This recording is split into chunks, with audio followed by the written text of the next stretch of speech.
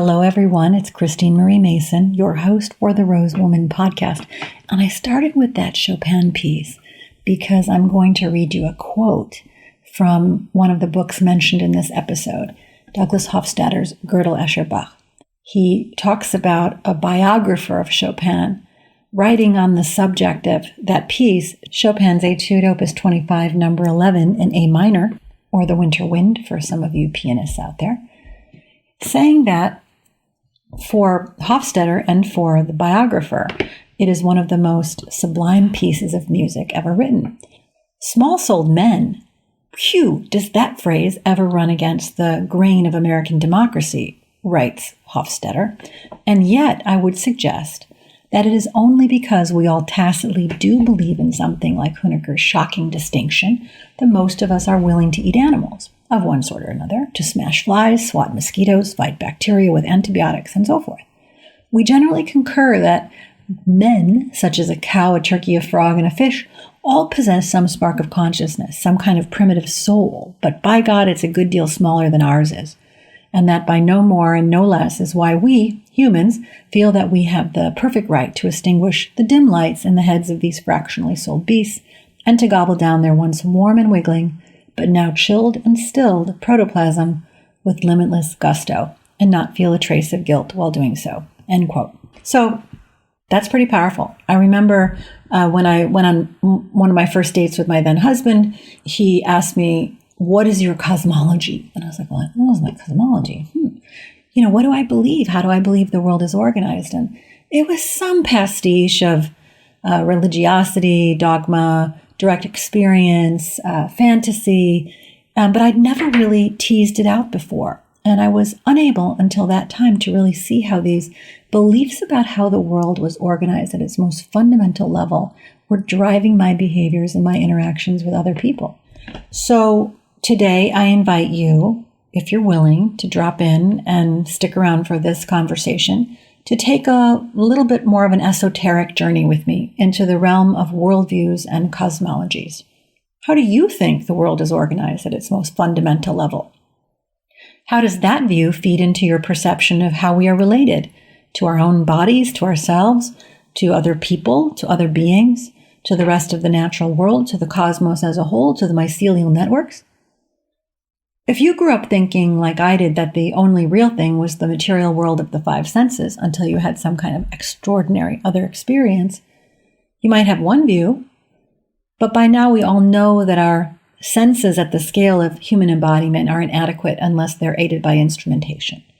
You pull out a deep space telescope and a nano microscope, for example, and you see so much more. And it's the same with sound and vibration. There's more going on than we ever could imagine. So we know that the Western cosmovision isn't the final say. And in fact, if you look at like the way that indigenous people see the world, it's very, very different. It doesn't even have the same concept of time and space. So I think this is an important topic because our cosmology is deeply tied to the trenchant challenges for human beings on Earth at this time, the violence we do to one another, our ecological problems, and our attitude toward the natural world. In fact, towards our very own bodies. And I want more freedom and more joy for all y'all in all of these dimensions. So who better to talk about this than a person who's working at the intersection of environmental law and being a professor of consciousness? And that is today's guest, Mr. Tam Hunt.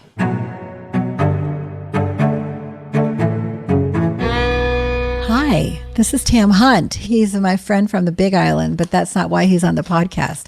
He's on the podcast because he represents this amazing intersection of many of the things we've been talking about. Who are we? How are we related?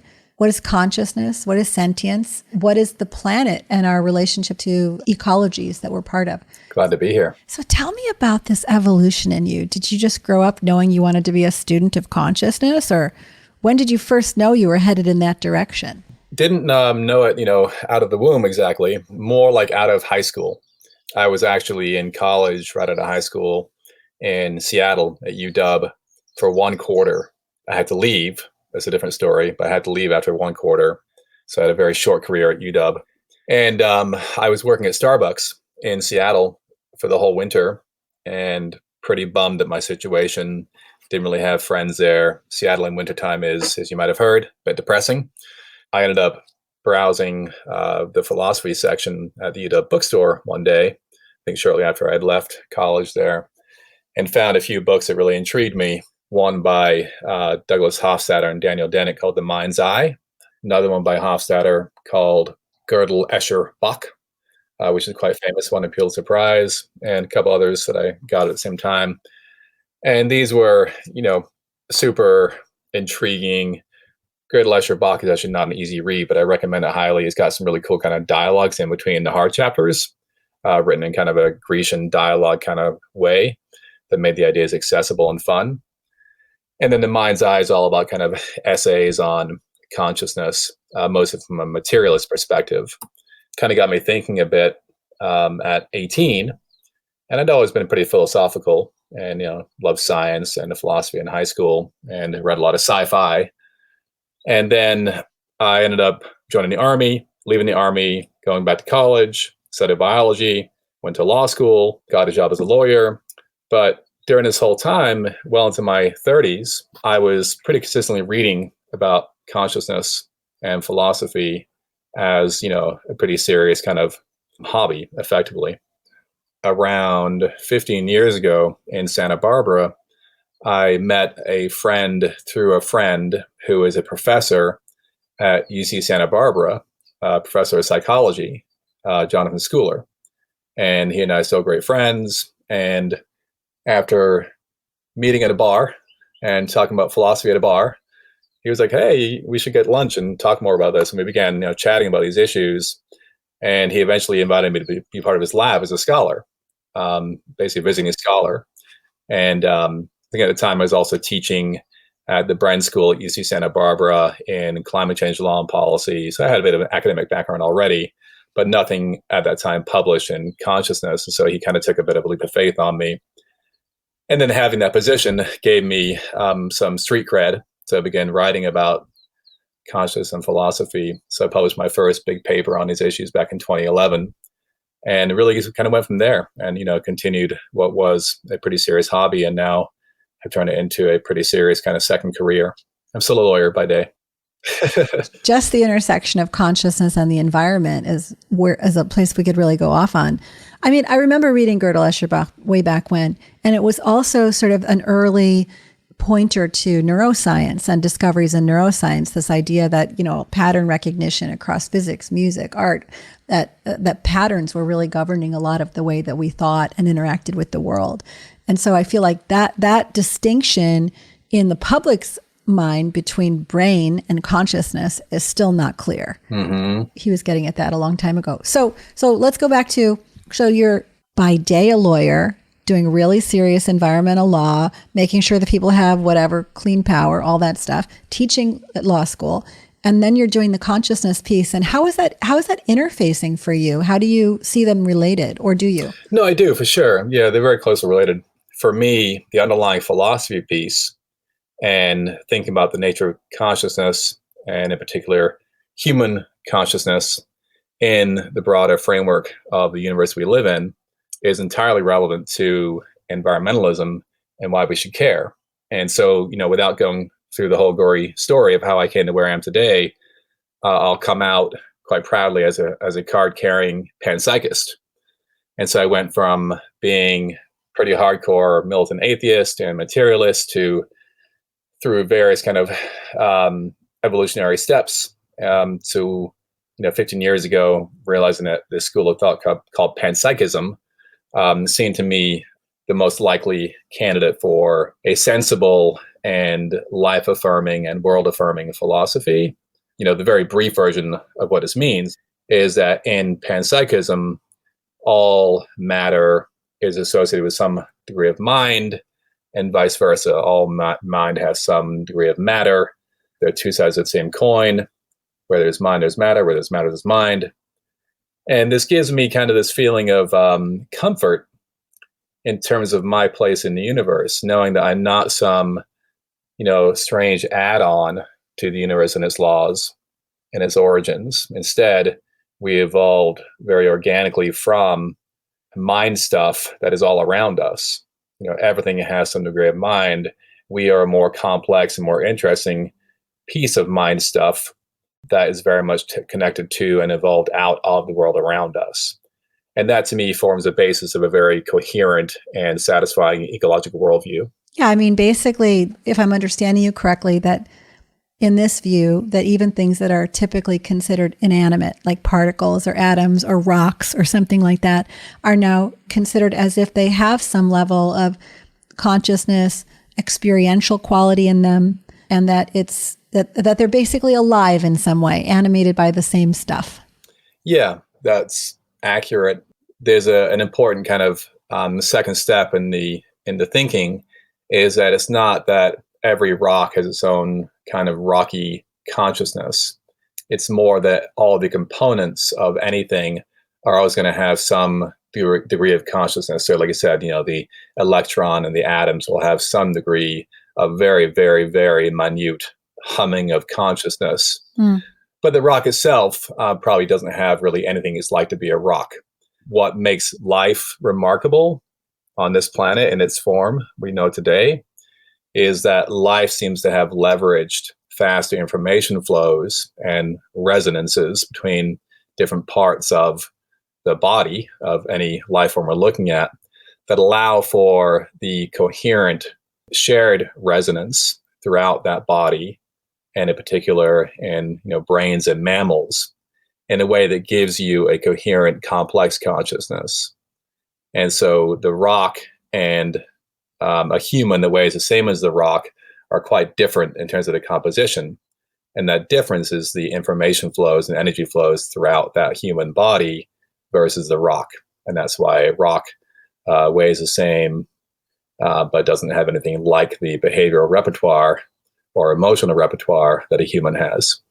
I'm trying to sort of wrap my head around this idea that a complex system has a lot more varying components that are all in communication with each other and exchanging information, and that consciousness, in the way we think of it, like an entity kind of consciousness, arises from the pace and complexity of those interactions. Yeah, that's exactly right. Okay. And in particular, I'd add that the way that mammalian brains and bodies seem to really leverage information flows and energy flows is through shared resonance of their components. And so without getting too much in the weeds, if you look at, human EEG data, from the delta all the way up through high gamma, you actually see interesting patterns of binary hierarchies.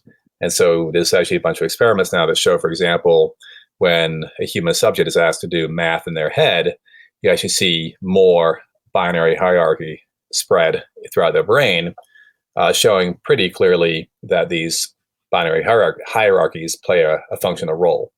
And that's basically the same principle throughout the whole body and brain. It's just a series, a nested hierarchy of shared resonance chains. And basically the whole universe operates in the same way.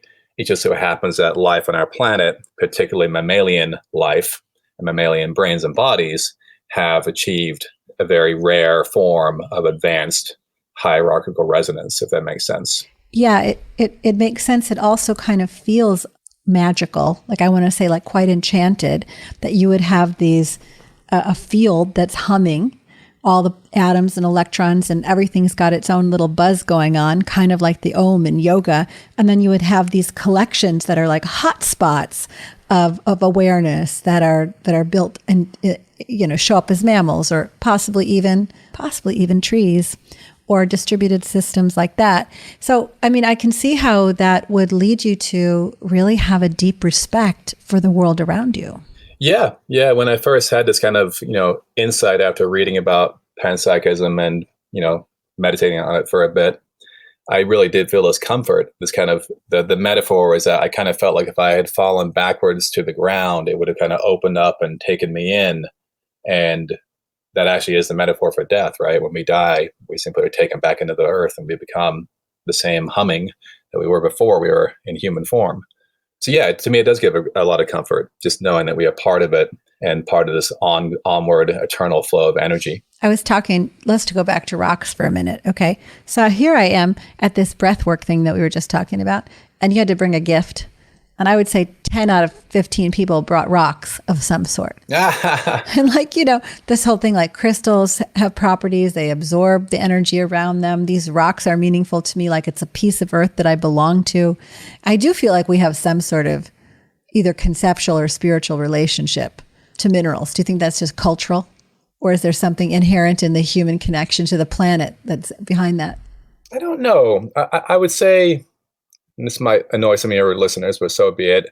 I would say it's probably mostly cultural, but I really haven't done any deep dive into, crystal theory. I know there's a lot there, so I don't want to really say anything beyond what I've studied so far. I'm learning more about minerals and crystals at this point, but I haven't really done any kind of deep dive.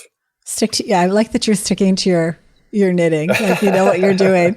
But it was surprising because it feels like, okay, in a larger sense, the culture has anthropomorphized a lot of things already. Like I feel like our perceptions, like the probably the most influential cultural force in the restoration of animism is like Disney. Yeah, super interesting point. Yeah, no, it really is. Look at Fantasia, right? Fantasia is all about, conscious brooms, et cetera, Yeah. It's an interesting point, too, if I can riff on that for a second. So I've been having a dialogue with Charles Eisenstein through his books and also through emails and interviews. I imagine you and most of your readers know who he is. He's a pretty well-known contemporary philosopher and kind of social thinker. And he's been a big fan of animism and trying to kind of revive animism as a legitimate way of looking at the world. And I see panpsychism as a scientifically informed version of animism, because animism, of course, can be a bit too simplistic, I think, in a complex world, even if it does embody certain, deep truths.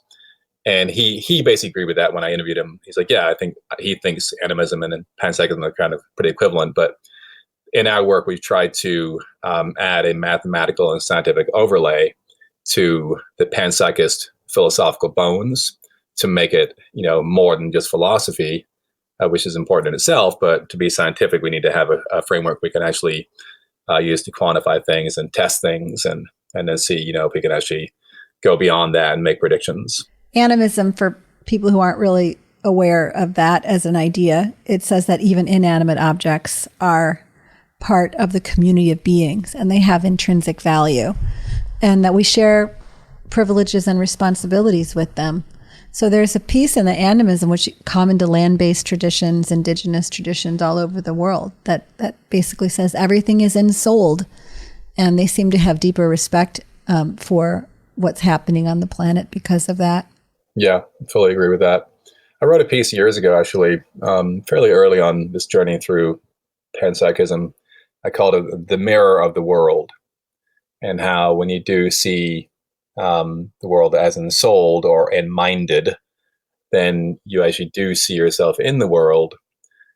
And that can be a helpful tool for ecological thinking, because you then see the world as not just a place to exploit. And without getting too deep into the religious history, the idea of man as, the world is our dominion to exploit as it will, based on, longstanding Christian views, has been very damaging in many ways. And so I think there is a modern push to kind of re-mind and re-soul the world, re-enchant the world through recognizing that not only are we from the world, we are the world, but, the rest of the world is actually a lot more like us than we realize normally.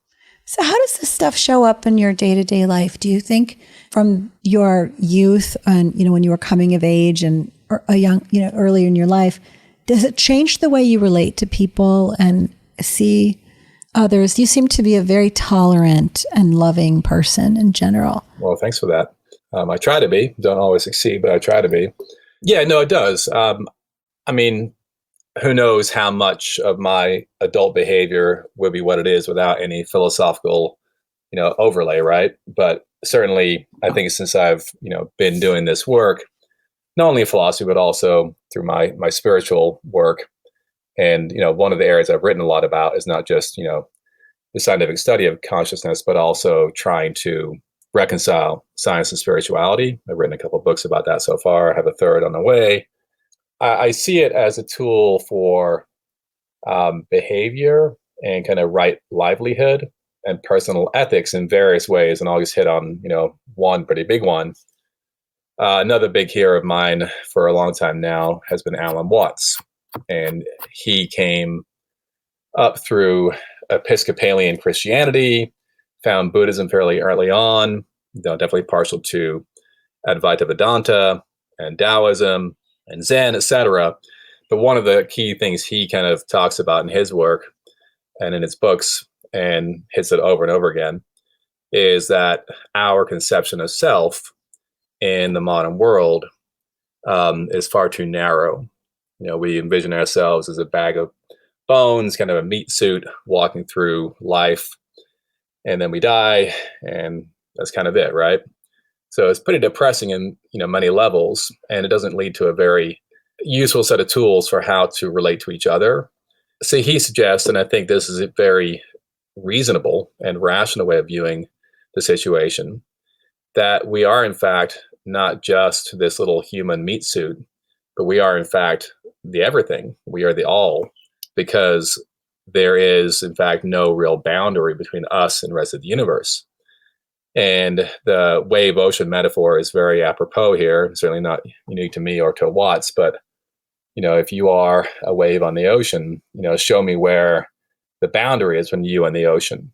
And if you recognize there is no real boundary, and you recognize that you are both wave and ocean, and you recognize that the ocean itself is vastly larger than the wave, well, then who are you really? It's much more accurate to say you are the ocean. And so in this case, when you see yourself as the entire universe, and the entire universe is minded or ensouled, it becomes pretty hard, at least for me, to think about treating it badly or wanting to exploit it without considering the bigger picture. Yeah, that feels right. That feels right to me. Of course, you're probably preaching to the choir on all of that stuff. I don't know. I feel like entering into any work of love of the planet or a person or an ecosystem, like to really sit on something, like in the Hindu philosophy, it's samapatti, where you really sit and meditate on something, focus on it, absorb it until you become it and feel it. And in doing so, when you know something that well and you feel it as alive, you love it. You love it. So anybody who begins to pay attention falls in love, and then everything turns into a living being. I mean, that's yoga. Yeah. There's so much beauty around us. It's very easy to get down yourself in the world. So you wrote a book called Eco, Ego, and Eros. And can you talk a little bit about, so we covered a little bit like how the planet is related to the self.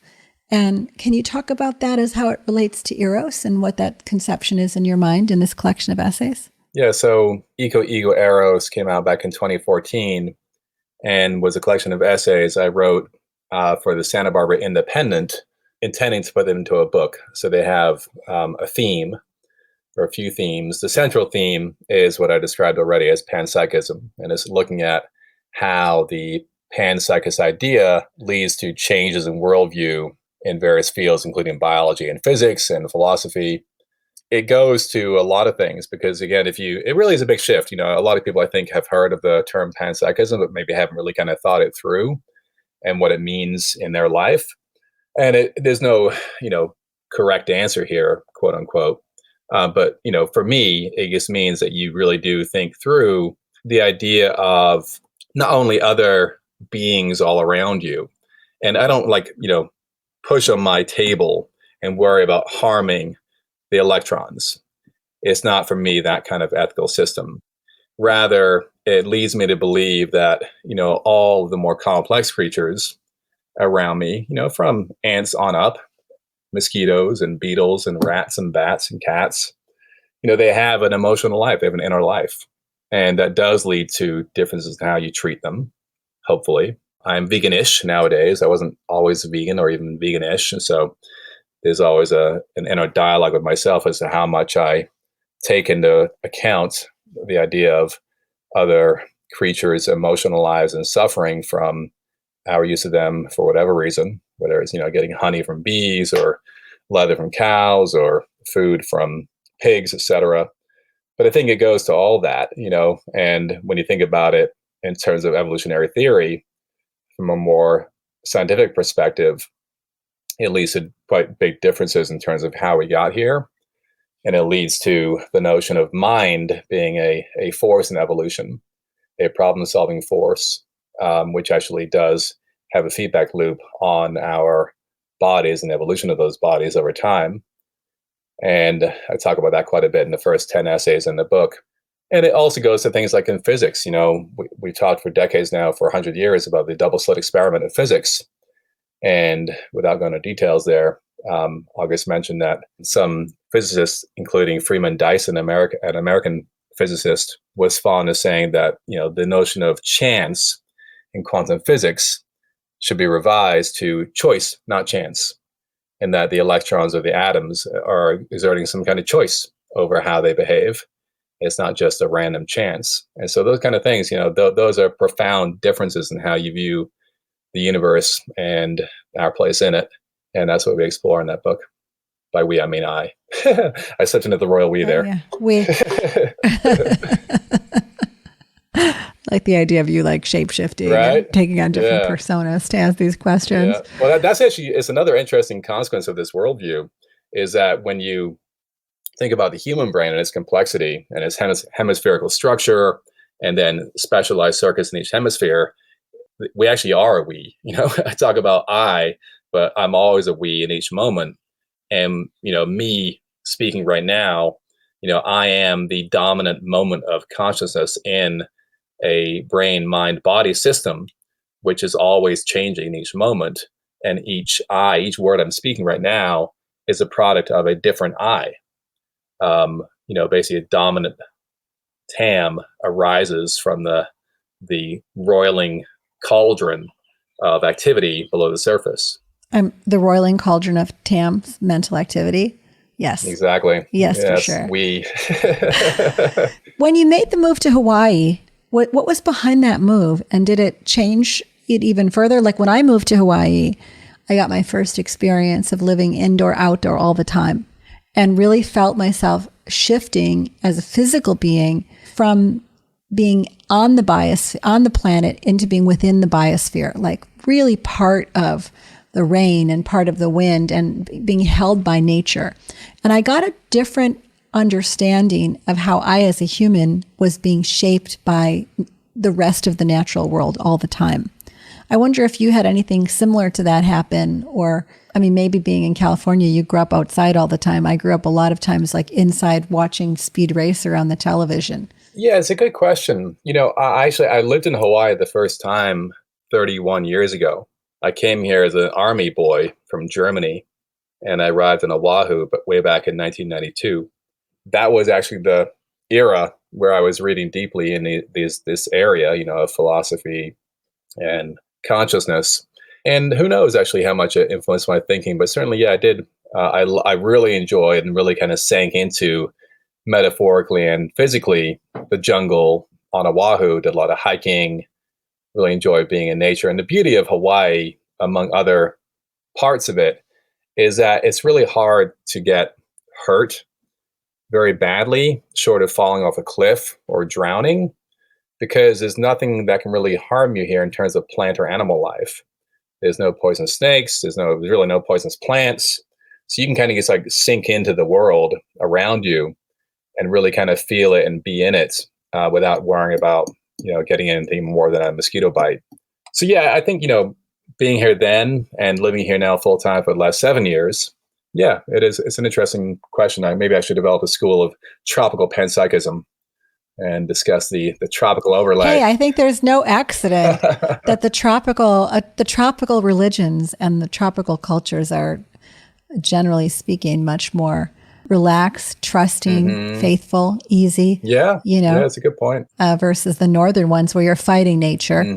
I'm sorry, fighting the rest of nature. I keep trying to change my linguistic framing around how we're related to the rest of the planet. Like I don't go out into nature.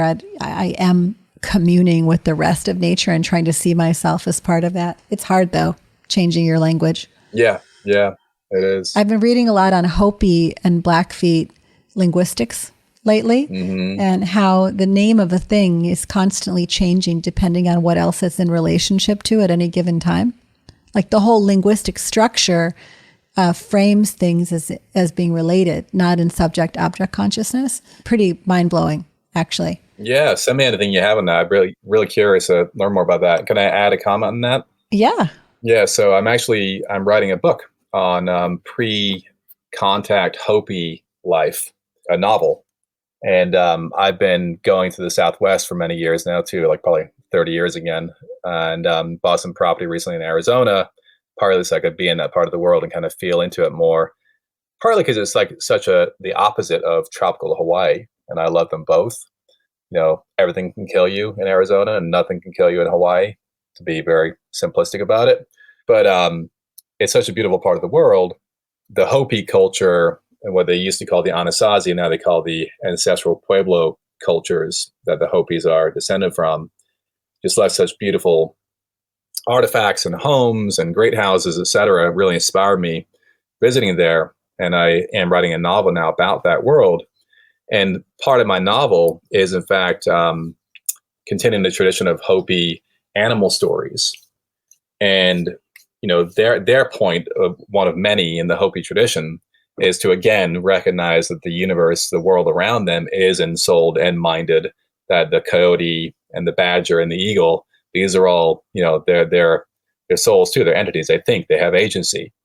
And I want to kind of extend that down and create some new stories as part of my novel about, like the flea and its, trials and tribulations, and see how far I can take that mindset and play with it and make it interesting as part of the story, but also kind of make this a more subtle point that the Hopi worldview was not wrong in this way. It was actually very accurate, more accurate than today's scientific worldview in terms of the place of mind in the universe. That's beautiful. I've been turned on to Benjamin Whorf, who's do you know him? WHORF? I don't know. He was a linguist in the turn of the 20th century. He wrote a book called Language, Thought, and Reality. And he was the original scholar who broke down first all the different Mexican languages, and then broke down the Hopi language and others. So he's the proto-Hopi investigator and was the first one to really show how he's like the father of modern linguistics, how the structure of our language changes the way we see the world, and how actually you can shift someone's worldview by shifting their language structures. And that ties totally into shape-shifting. Here's another book I'm reading now, John Kachuba's Shapeshifters, A History. And crazy, you're like into these same things. How do you see things as fixed and firm? Material reality? Are you this thing, Tam, or I'm sorry, the weeness of Tam, the complete picture of Tam, the society of Tam, or are you something that moves in and out of like Tamness until you die, and then atoms and particles, and then reconstituted as something else? And does that, this is such a beautiful investigation, and I feel that actually gets to this core of our ability to tolerate and be with complexity and mystery. And that piece in the modern world where people are very rigid and very identified with their ego embodied, what do you call the meat bag self, it's an invitation to softness and to being part of this long arc, trans-chronic process, being a process. Yeah, I like that term, trans-chronic. Yeah, and I see this worldview, the tropical panpsychic school of thought, as a very I would like inventor credits on that. I'll definitely give you credit. Yeah, it's a very participatory and kind of collegial worldview, where it's not like these human overlords controlling and having dominion over the world. It's that every part of reality is participating in every moment in the creation of an ongoing advance into novelty. Yeah. And this is what Whitehead, one of my intellectual heroes, calls the creative advance. And it is this kind of never-ending process of novelty creation where we are all literally remaking ourselves in each moment and becoming new and shiny. And yes, we die, and yes, we melt back into the world, but that energy is not lost, it's transformed. So yeah, in terms of, your question about am I a fixed being? Not at all. This is what we call process philosophy, and it's, named that for a reason. All things are processes. There are no things. There is no thing. there is nothing, there's only process. And so again, that's part of the panpsychist worldview, where every process goes through this kind of oscillation between potentiality and possibility, and then it collapses into concreteness, but then it very quickly oscillates back into potentiality, concreteness, potentiality, concreteness, now, in perpetuity. I love that. It's nowing all the time. Now. Mm-hmm. So if you're interested in panpsychism, animism, process philosophy, or any of the topics that Tam's been discussing, you might want to understand a little bit more about how to apply them as a test field in your everyday life. For me, I think we've heard so far that you could apply them as inviting mystery, inviting tolerance, inviting respect for the world around you, inviting curiosity as to how the world is self-organizing. You could also look at this, a few things that were mentioned were stepping into the infinite co-creative reality of this new moment and seeing that as a model for human interaction, for collaborating, for seeking new solutions, for letting yourself be shaped by the environment. What are some other things that are applications of this worldview that people could take away? Yeah, well, I agree with all that. And I think that's super helpful. I would highlight that it does really lead to this kind of perpetual dialogue with the universe around us and everything in it. Maybe I'll share a quick story about my first ayahuasca experience, which was actually here in Hawaii, down in Lower Puna. And one of my first experiences that, as the medicine kind of took hold of me, was realizing that I hadn't really talked to all the slugs around me. All these slugs and insects are way down there in the jungle floor. And here I am way up here just ignoring them. They're there to dialogue with. And then as I went deeper in that journey, I literally felt like this galactic entity reaching down from out in the deep space world universe around us. And it seemed to me like a galactic slug. And it was so curious about me way down there. So it's kind of this fractal reality. And we are at a mid-scale of organization in the universe. That's not controversial. And so I think, recognizing that and this ongoing eternal dialogue with everything around us is a very, life-affirming and kind of fun worldview. And it definitely leads to humility, but also to an enlarged sense of self and collegiality and having that ongoing discussion with everything around us as to its needs and, where they fit within things, and not just this kind of separate sense of self lording from on high. Beautiful. Hey, we wanted to talk a little bit about this other thing that's coming up, which is we might not be lording it over the slugs, but do you think that AI is going to start lording it over us? And how has the emergence of this impacted your sense of what is consciousness? Yeah, very apropos, timely topic. We wrote a paper last year called Where is My Consciousness-ometer? And all about how to test for the presence and complexity of consciousness.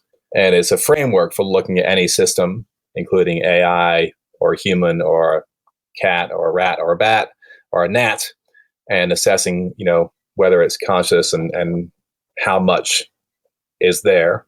And the point of the paper is not to give you like a numerical reading from a device. It's to give you a set of tools to ask the right questions and then, form a provisional conclusion that then is put back into the community, cauldron, and part of the discussion that, then happens in the full community of researchers. And so looking at today's AI, there's definitely a very interesting question about, are these new LLMs, large language models, conscious in any way? And no one knows. That's the first thing to state. No one knows. There's no definitive test for consciousness. We as humans accord each other the collegiality of assuming others are conscious based on their behavior, how they look, their origins, etc. We don't have the same kind of cues for AI text outputs other than the words themselves. We don't even know how they work. They're basically what they call artificial neural networks, and it's a black box architecture. But the outputs are incredibly impressive.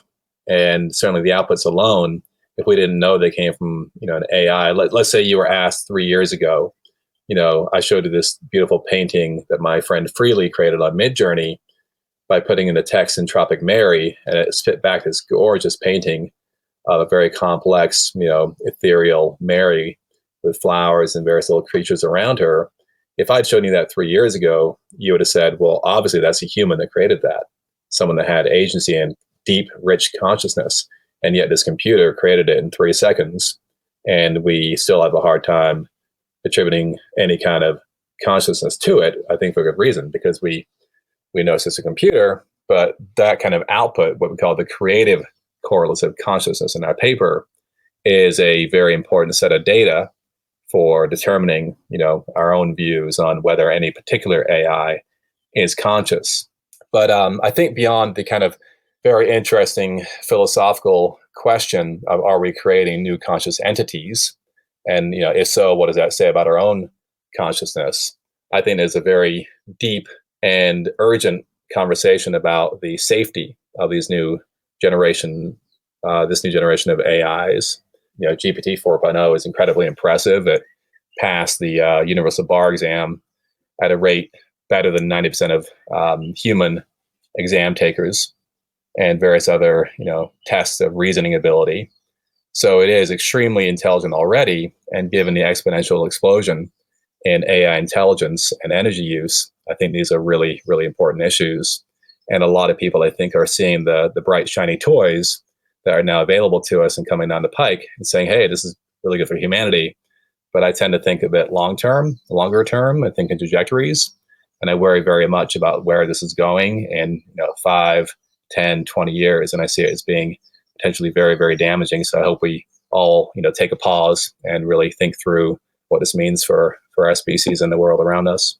Do you think it will get to the point where you could ask it questions of how to solve these more difficult, hairy, complex environmental problems and the lack of political will, and it will come up with solutions that humans can't seem to figure out on their own?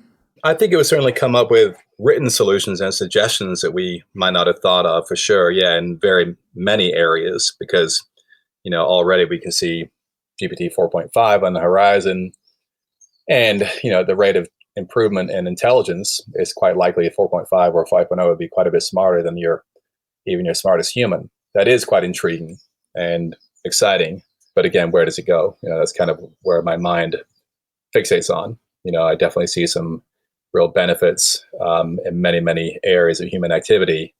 But given the natural, the metaphor here is Pandora's box. We're opening that box, and we literally have, a survey of AI experts saying there's a 10% chance on average that this is going to destroy us, like literally extinct human beings. And so it's kind of like, hey, you come across a box and it says on there, 10% chance of death of all life on Earth, 90% chance of some really cool toys. I'm thinking like, well, maybe we should pause before we actually open that box. Well, I hope that you have good allies in that. I think there's some pretty serious scholars, politicians, thinkers who are doing that. And right now, there are too many people enjoying the way it's easing up their life on the daily. So I like that you're a few years down the road with it in your mind's eye. The cauldron. In the conspiracy of tamness. Well, we're going to have a lot to talk about on this subject and more coming up in May at the Science and Consciousness event. Very excited about that. Hopefully we're able to do that with, some good Italian food and that's right, yeah. And beach time as well. And Termina.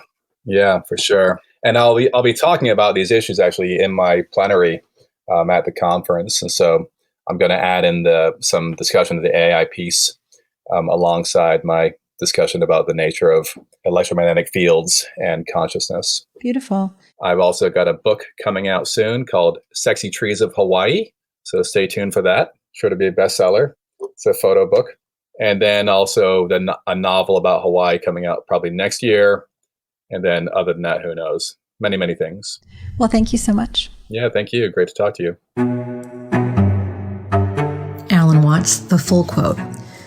You are a function of what the whole universe is doing in the same way that a wave is a function of what the whole ocean is doing.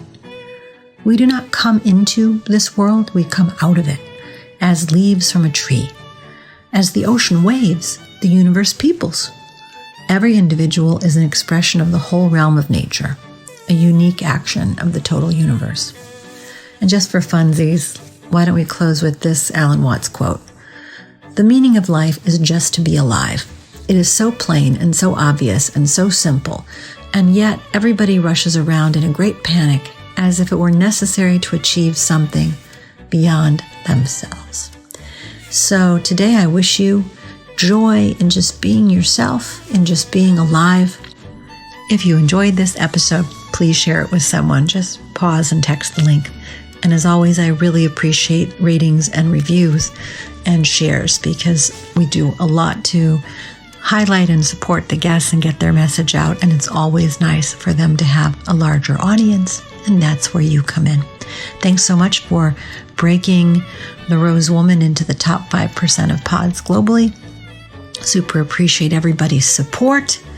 And we'll continue to offer a wide variety of programs on finding more freedom and more liberation in these perfect bodies of ours.